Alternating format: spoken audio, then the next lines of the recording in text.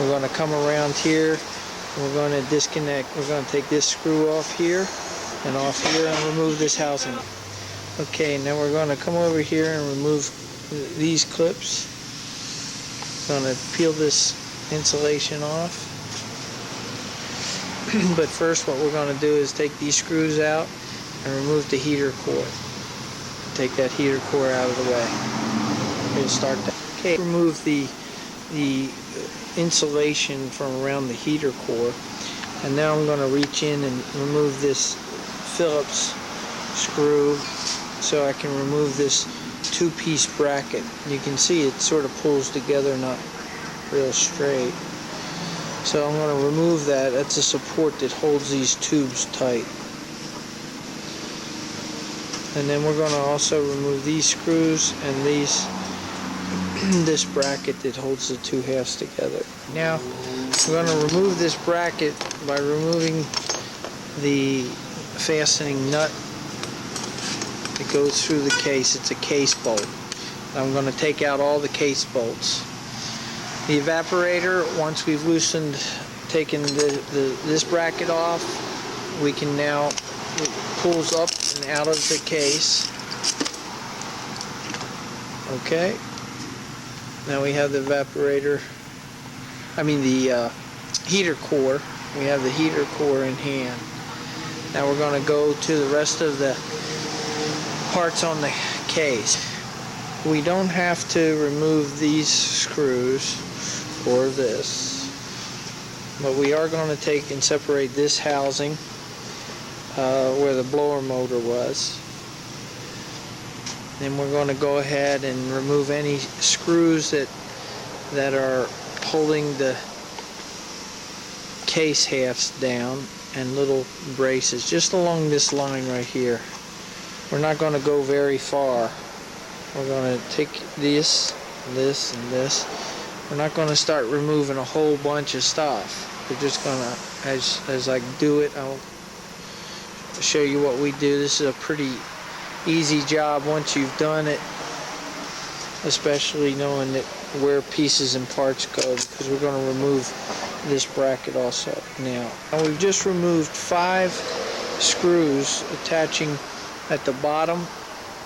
There were 2 screws of the blower motor housing, and when we look inside, there are 2 screws on here and on here.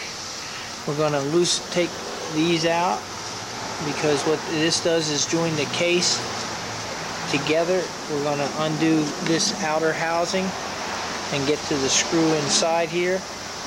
I'm removing the clips and these screws along this base, just the clips. I'm not addressing any of these flaps. I'm just strictly taking the clips off here to separate the 2 halves. And then we're going to come around here and separate this bracket here. I've loosened where the heater core lines went. This is going to come off. It separates right across here. I'll take these off, and I'll show you as we go. Okay, now I'm going to remove, we've undone the clips to this housing here, this upper one.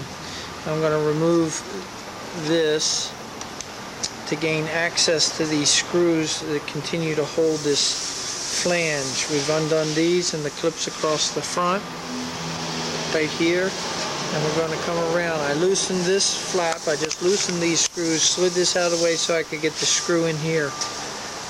Then we had a few screws back in here, but we have to make sure we're undone our screws and our clips across the edge. It goes down along here.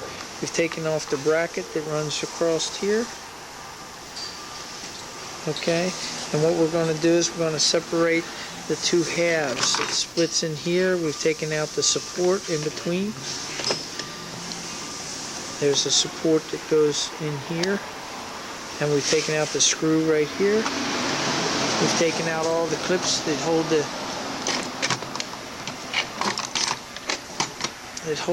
this together. The clips. All the clips are the same size, so you don't have to worry about mixing them up. Okay, we've removed one of the housings on this side, the evaporator case. We're coming across to this side, and now we've undone the clips and the screw. This particular evaporator case has a few differences from some of the others. We have to go inside the cover, that's why we had to undo a few of these screws.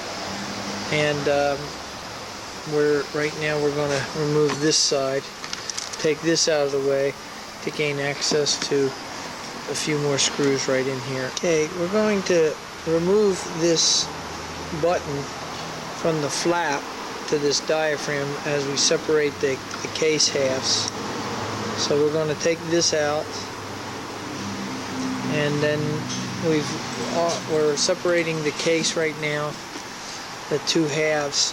This particular model requires some of the vacuum elements to be detached, and these are detached by taking a screwdriver, and you can connect onto these and then pry, and then they pop off. You just have to, in age, I'm sure these things are going to be, they come right off like this. So you can take them off. Examine these in case one of them gets pulled. Check and see that they're connected inside.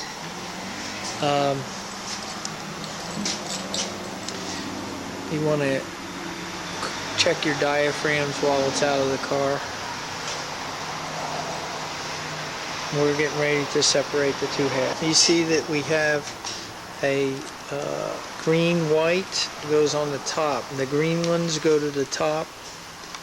This is a green-yellow. This is a red-yellow. The two yellow ones, red at the bottom, green at the top. This is a red-white. Goes at the bottom. And this one at the top. Here also on this side we have a red one is to the center of the evaporator case, and the red one is to this outside.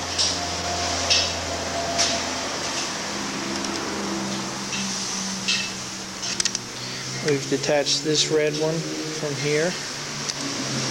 We're going to get ready to disconnect these right here and remove the top. Okay, now with the top removed, we lifted that top off.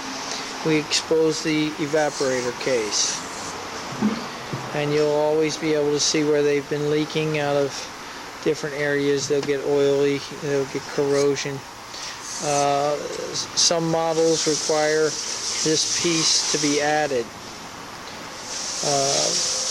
This is an additional piece that fits in.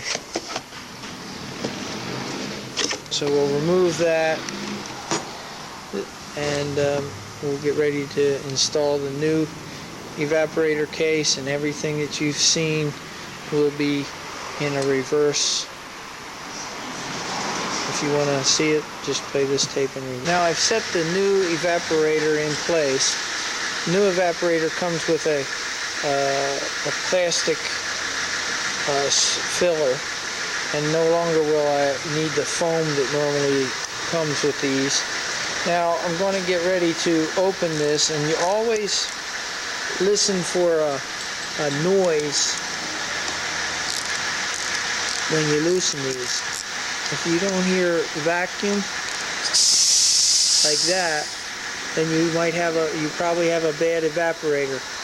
You want to make sure that you have that sound before continuing on to put this evaporator in. If you do not have that sound, I recommend getting another evaporator.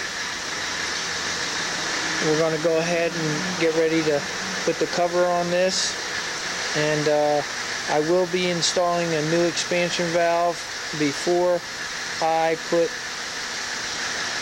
the evaporator case in the car. If the evaporator case, the filler, is, when you put it on, if it is loose after this is in place, and you have a slot here, so you have to make sure it lines up with this